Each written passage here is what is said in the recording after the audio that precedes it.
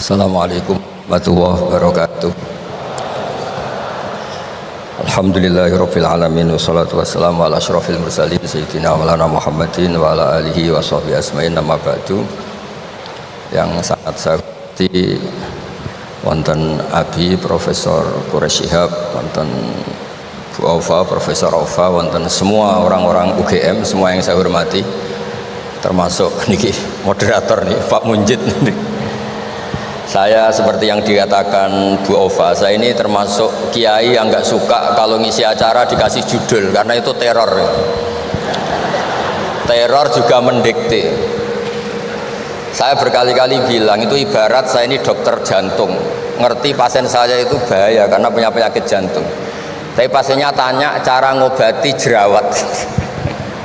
Jadi yang masalah serius yang saya tahu saya dokternya, tapi pasiennya yang nunjuk, Gus ini saya punya penyakit kulit tolong obati, padahal saya tahu penyakit beratnya itu apa?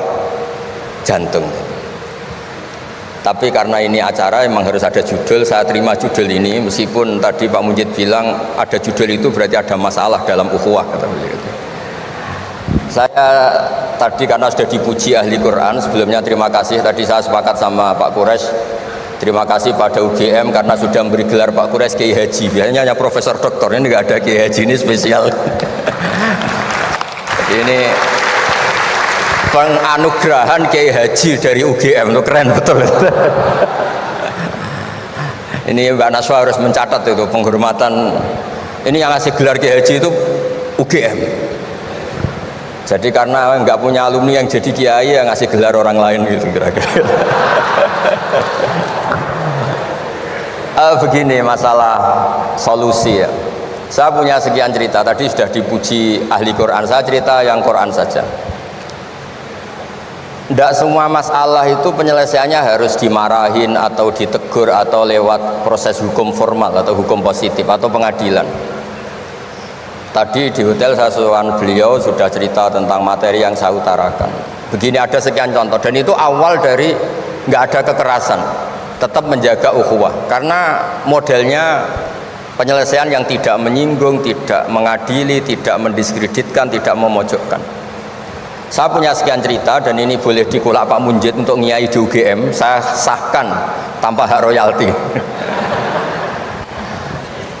Saya itu sering Prof, kiai-kiai yang jadi mubalak sering terima kasih sampai Gus, alhamdulillah kulaannya bisa saya jual katanya.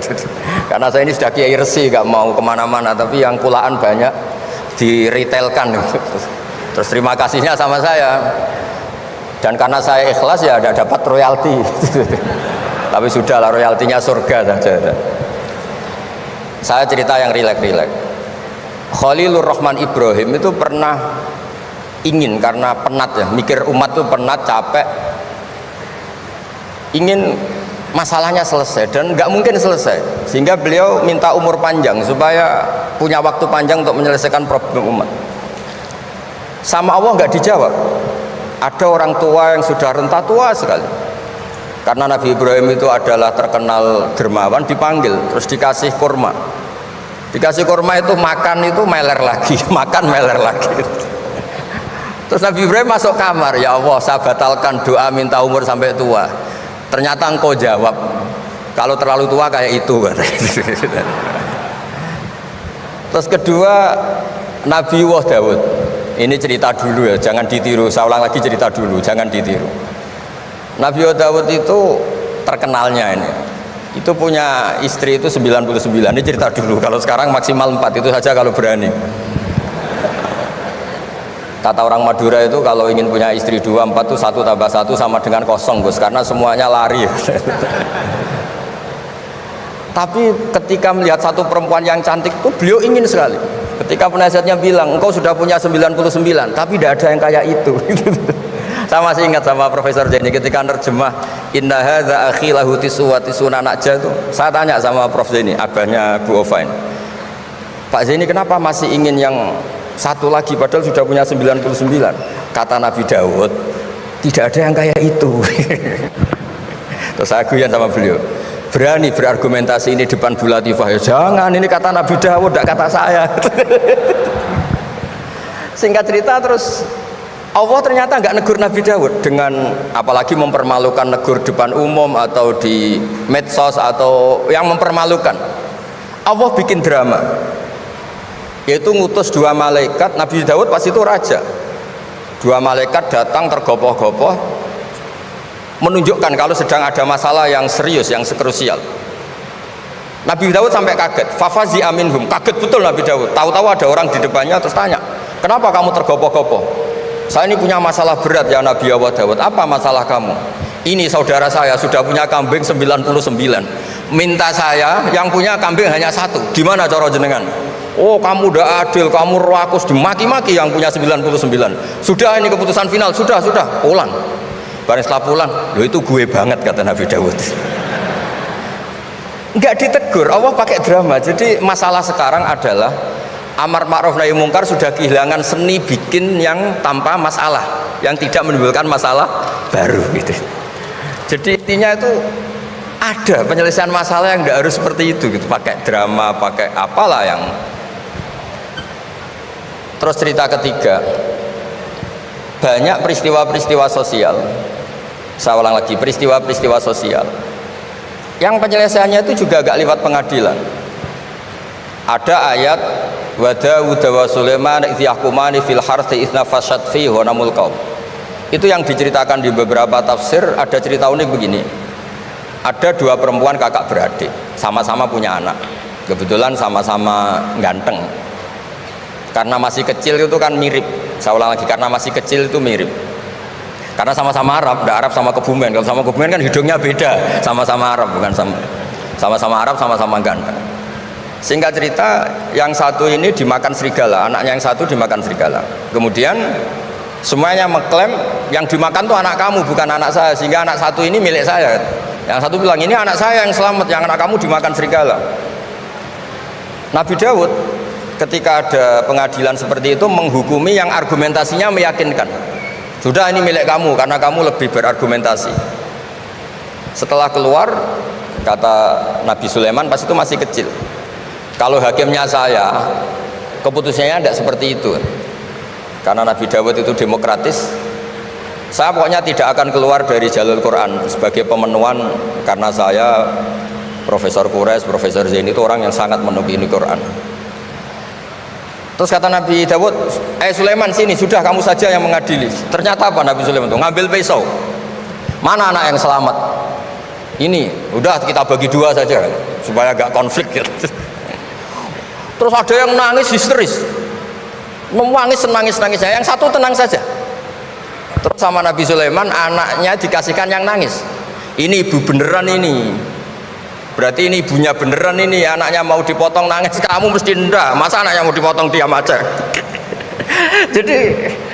jadi ternyata sebagian pengadilan dulu itu pakai perangkat psikologis, gak mungkin secara naluri normal orang anaknya mau dipotong membiarkan, itu pasti ada ibunya itu.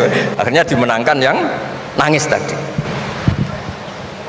Jadi banyak cerita di literatur saya itu tidak semua masalah atau kemungkaran atau maksiat atau apa itu diselesaikan pakai cara-cara mempermalukan di depan umum atau pidato berapi-api yang mojokkan sana sini. Cerita saya yang terakhir adalah tentang Rasulullah Muhammad SAW. Itu ada orang yang jenisnya hipersek atau hiper lah. Itu dia mau masuk Islam tuh problemnya karena dilarang zina, dilarang seks bebas, gaduh di masjid itu. Nabi memang kalau nemuin tamu di masjid karena itu wilayah publik. Nabi tanya, loh kenapa gaduh itu? Itu ada pemuda yang ingin masuk Islam tapi yasta'dzinu fi zina, dia minta izin supaya tetap boleh zina. Kenapa gaduh? Semua sahabat melarang karena itu nggak mungkin itu. Makanya nggak boleh ketemu jenengan itu. Kata Nabi, tidak apa-apa, suruh ketemu saya. Setelah ketemu Rasulullah di depan beliau, apa betul kamu pemuda yang ingin masuk Islam tapi minta izin tetap boleh zina? Iya ya Rasulullah. Apa jawabannya Nabi itu unik. Atuhibbuhu li ummik, pertama, kamu suka kalau ibu kamu profesinya seperti itu kemudian dinikmati hidung-hidung belang? Enggak Nabi, kalau ada orang gitu sama ibu saya tak pukul gitu. Atuhibbuhu li bintik, kamu suka punya putri yang jadi mainannya orang-orang hidung belang? Ya enggak Nabi, atuhibbuhu li ammatik, kamu suka kalau itu terjadi di bule kamu, sampai nyebut sekian orang-orang yang dicintai pemuda itu. Akhirnya pemuda itu, wallahi, demi Allah saya tidak pernah melihat sesuatu seburuk zina, seburuk itu, dan demi Allah saya tidak akan zina lagi. Jadi logikanya diset oleh Nabi, dan Nabi tidak ngancam neraka, tidak marah, tapi logikanya diatur. Itu pula yang sering digunakan di Quran, sering ada kata kul aro'aitum, ya kan banyak di Quran. Aro'aitum itu orang diajak berpikir bersama. Ya, jadi menjaga kemajmukan, menjaga ukhuwah itu dimulai dari cara menyelesaikan. Tidak semuanya harus pakai marah-marah, pakai apa. Dimulai dari Allah sendiri. Dalam banyak cerita di Quran, di hadis itu suka hal-hal yang kecil, yang keseharian. Makanya dulu itu kalau ulama ditanya, saya ini tidak punya uang padahal ingin makan enak, ij'al idama ka'al ju'a, ya lauk paling enak itu satu, yaitu lapar. Kalau kita puasa, makan apa saja enak karena lapar. Orang sudah lupa, ngiranya makan enak itu kalau menunya atau lauknya sesuai selera, itu keliru. Ij'al idama ka'al ju', jadikan lauk terbaik adalah lapar. Wah, kita mau tidur gak enak gini-gini, ingin cari tempat yang enak, ya makanya kiai kuno kalau nasihati anak-anaknya, kamu kalau ngaji makan yang enak, tidur yang enak. Maknanya jangan tidur kalau gak ngantuk banget, jangan makan kalau tidak lapar banget. Itu pasti semuanya menjadi enak. Nah, orang sudah melupakan kearifan begitu, sehingga solusi-solusi yang dibikin ini lompatannya malah kacau, karena sebetulnya itu ndak adatnya Allah. Terus yang terakhir, ini makalah yang saya bawa dari dalam. Ini mungkin nanti Pak Munjid bisa belajar. Bisa ya tadi, bisa dijual ini. Karena sekarang itu ngaji itu pokoknya keren lah sekarang itu. Ngaji sekarang itu fid dunya hasanah wa fil akhirati hasanah. Dulu ngaji itu hanya fil akhirati hasanah, nggak dapat apa-apa. Kalau sekarang itu fid dunya hasanah wa fil akhirati nggak jelas. Karena sudah dapat upah itu. Nah, ini cerita, ini di tafsir Qurtubi, nafsiri ayat la khaira fi katsirin min najwahum illa man amara bi shadaqatin. Ikutnya suratun Nisa, nanti bisa dicari di, ya kalau orang UGM mungkin di googling mungkin 114 ayatnya itu.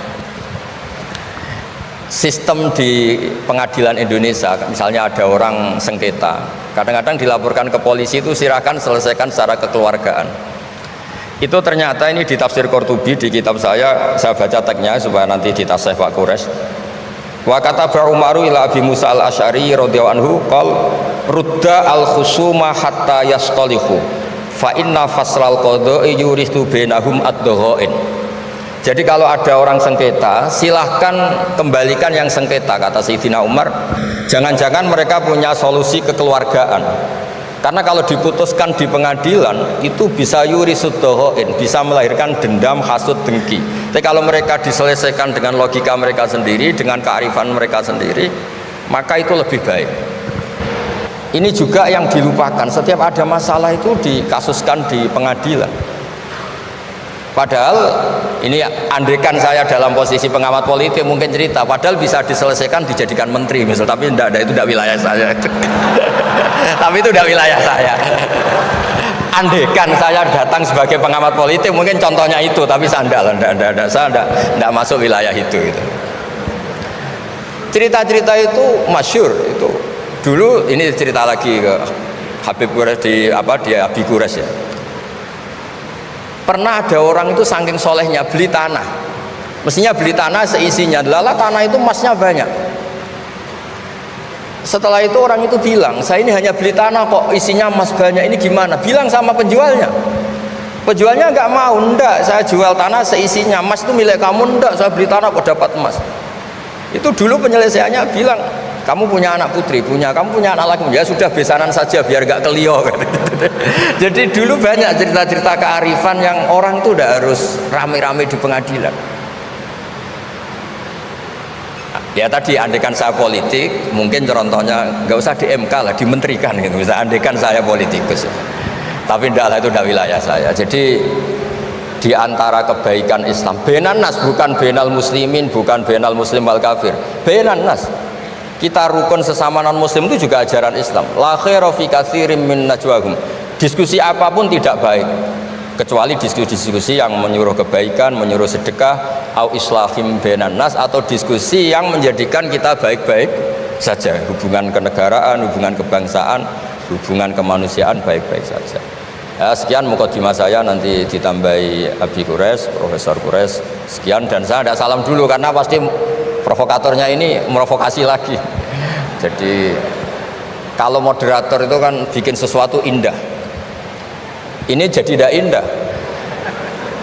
Masa orang sesantun saya dibilang harimau, itu kan kacau itu nggak bener itu. Karena kalau di Indonesia, oh ini negara nggak bener, kayak hukum rimba, yang kuat menang, yang kuat itu kan harimau. Wah, jadi masalah kan. Tapi saya maafkan karena di dunia kiai ini masih mu'alaf latihannya. Saya alhamdulillah orang-orang UGM memang sering ketemu saya dulu zaman Pak Panut. Ini ke rumah saya ganggu ya berkali-kali. Jadi ya enggak apa-apa, silahkan salah karena Allah Maha Pemaaf gitu. Monggo pakai ini mau pakai tarik.